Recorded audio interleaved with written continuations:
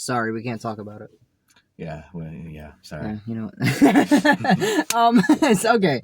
Welcome back to STD. What's up, everybody? Welcome back to STD. It's something to do. I'm Michael.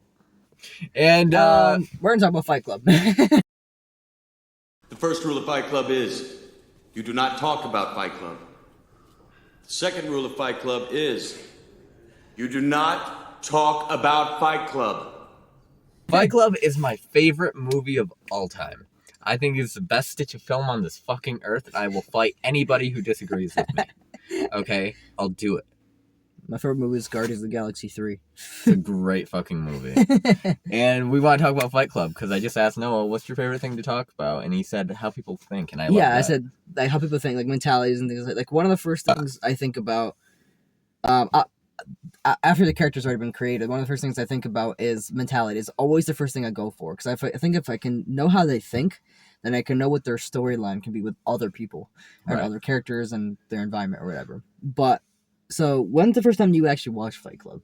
I watched Fight Club, I think it was literally April of last year, so I think it was literally like just about a year ago. And oh my god, so I watched it with my grandma, because I was Grandma. like, ooh, didn't mean to make you cry. Anyway. Poor Bob. Oh my god, yeah, so Fight Club was made in 1999, so if you're expecting no spoilers, you're fucked. But, it's such a good movie, and I've heard so many reviews on it saying, like, oh, it's macho, and it's just supporting, like, what's it called, toxic masculinity, and if you think that, you're just looking at it wrong. Like, I don't want to say, no, you're wrong, I'm right. But it's pretty, like, you continue, and It's like fucking poetry. To me, at least. I mean, we both got teary-eyed at the end of the film. I don't even know why. I was just like... I know, it's just such an emotional movie, and I don't even know where to start. So, it's one of the few movies in my life that I've ever watched it again and thought it was better the second time. And that twist at the end that is so good, so iconic, like, it's so great. But it really hits when you watch it the second time, because you see all the subtle hints in there. Because now you know what it is. Right. Like, what it is, Holmes. Like, even, I'm not sure if you noticed this, because I didn't notice till I watched it with you my third time watching it. But there's so many times in the beginning of the film when Tyler Durden just pops in for a second. Yeah. Just literally flashes in and goes. And it's just like, it just goes to show you that he really is part of the narrator's imagination. Yeah, okay, so clarification. I only watched it for the first time yesterday, because he showed it to me. We watched it on my PlayStation 5, on the TV, on Hulu. It took like an hour, it was so bad. We're trying to do a lot of other things, and then it was such a simple solution at the end. Anyway, that's a whole other thing that we can talk about later. But the movie is insane, because I was like, I didn't really know where it was going at first. I was like, this is cool. I like the concept. These two people, just fought each other out of nowhere, and people would, because realistically, that probably is what would happen. Yeah. And then, like, as it went on, and I didn't, like, because I didn't know a lot of this other stuff until after I watched the movie and he was talking about it. Yeah. But, it's just, I don't know, it gets better as the movie goes on and things like that. And it's just like, the whole movie, I was, like, trying to theorize what was going on or, like, what was going to happen. But a lot of my theories felt too, like, simplistic. And I was just like, because I even told him one of them. And I was like, I think that's too simple, though. I was like, it probably could happen. That would be cool. But I think they're probably going to do something different than that. Right. And they did, which is great for me. Yeah. And I even told him when I first watched it, I thought Marlo was fake, because they talk about how the narrator hasn't been sleeping. You can see it in his eyes. So I was like, something's not right here. Marla must be fake. Also, I thought that till the end. That's insane attention to detail, by the way. In the subtitles, it doesn't say the main character's name, like, is talking. It says narrator is talking.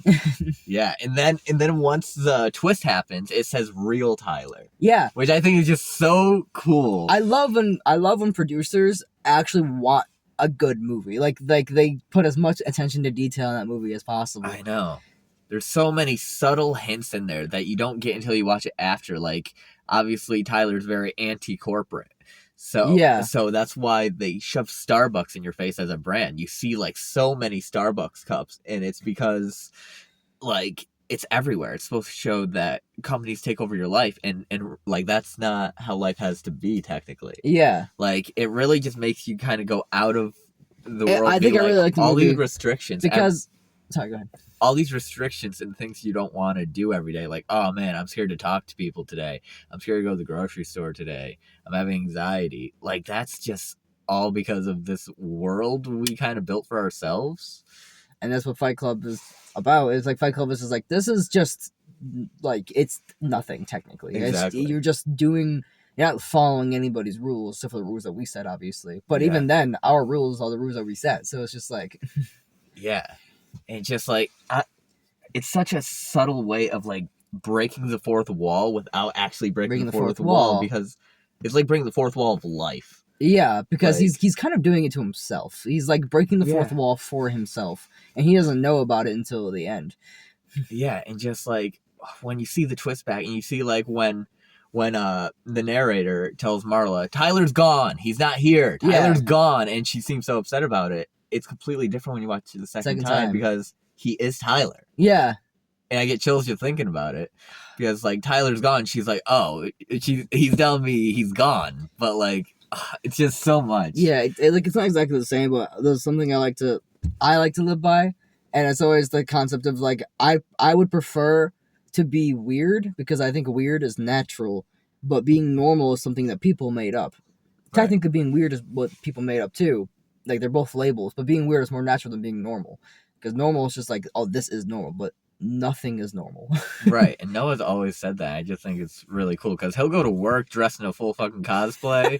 Like, Noah is weird, and it's great. That's why he's my best friend, because it's just like how he is, and like, you know, like he's so accepting too. Yeah, like, not to go on a you rant, but like I could come in freaking wearing eyeliner and like fucking lipstick if I wanted to, and like Noah would be like, "Oh, sick!" I'd probably be like, "Oh, cool color." Yeah, exactly. So it's really fun being around. But because if you really think about it, like, just not to get too deep into this or whatever, but like if you think about it, nature doesn't follow its own rules a lot of times. Right. It'll set something that a lot of things will follow, but it'll always deviate from it. Like I remember I was watching somebody like Clint's Reptiles, like the channel or whatever, and he had a black widow spider. And now, obviously, you think if the spider's leg get broken, what are they supposed to do about it, right? Right. They have the rest and they're just gonna go on. This one didn't. This one literally took its thread, made a brace, held its leg up like this, waited for it to heal, and then undid it, and it was fine. Exactly. I just like, okay, so the spider knows how to make a brace. Exactly.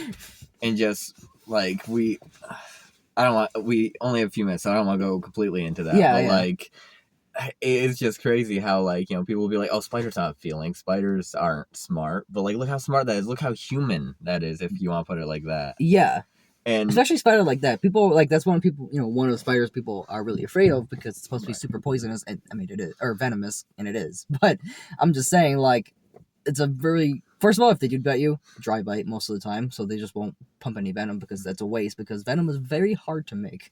Interesting. But also, they're pretty much blind, so it's just like, you're really the one that's being a monster here. Yeah, exactly. But anyway, I'm going on an animal rant. Sorry, continue. Yeah, and honestly, like, this movie has everything, and that's one of the main reasons why I want to make this video, and we'll probably do another one in the future because we're running low on time. We'll have to leave. Yeah. But because I hate when people say that about this movie. Like, I usually don't get defensive about stuff like that, but like, you're looking so bare into it. Like, yeah, they're fighting, and like maybe there is some sort of toxic masculinity, like, in the characters, but it's just a show. Like, the whole premise of I wasn't even thinking about that while I was watching the movie. Like, just because they're fighting, it's like, yeah, you gotta prove you're, like, you know, whatever. Like, okay. And so that's just the bare minimum. You have to look deeper into it. It's funny, too, because I bet you a lot of those people like Marvel movies and things like that, which is a lot of it's just fighting. Exactly. It's just more flashy fighting. Yeah, exactly. But yeah, like, this movie has everything. It has comedy. It has love. It has you thinking about the fucking universe. It has gore. It has sex. It has everything in it. Like, poor Bob. Yeah, Bob. That's that was my favorite part of the movie, when because it's both funny and then it was also just like really, really good when all of a sudden the guy was like, "Oh, this is like a new rule. When somebody dies, they have a name now." And so they kept saying the person's name over and over again, over and over and over again. Right, because the narrator was creeping out or like bugging out because his friend Bob died. Yeah. And he's like, and I think it's Jared Leto, Angel Face, who's like, but sir, in Project Mayhem, we Nobody don't have had names. And then this one guy's like, no, I get it. It's like, When, in death we have names. Yeah, in death his name is Robert Paulson. It's so good. All of it's so good. They're just chanting, and then like I love the expansion of Fight Club. Yeah, just like how like the narrator is trying to stop Tyler, but also when he's sleeping, he is Tyler out and making all these new franchises and making new Fight Clubs that the narrator trying to go out and like figure out about. It's so crazy. Yeah, because he mentioned to me after we were done watching movies, like in the car scene when Tyler like wants the car to crash, if the narrator like doesn't say what he wants before he dies, right? Something like that. He's like, and he's screaming at people in the back. He's like, I know what it is. Well, yeah, he's talking to Tyler. Yeah, he's talking to Tyler.